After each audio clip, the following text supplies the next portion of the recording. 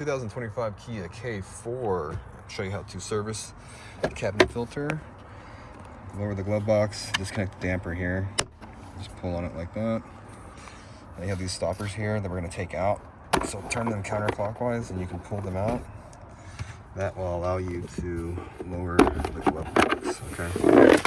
So with the glove box lowered, we're coming right here. We're going to remove this door by squeezing this tab here and pulling towards us.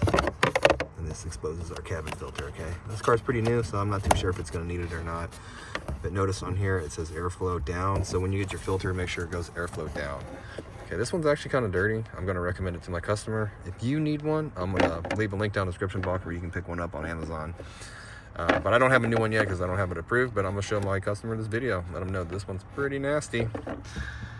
And again, when you get your new one, put it in, make sure the airflow direction is facing down. Slide that in here like that. Get the door. Should look good here.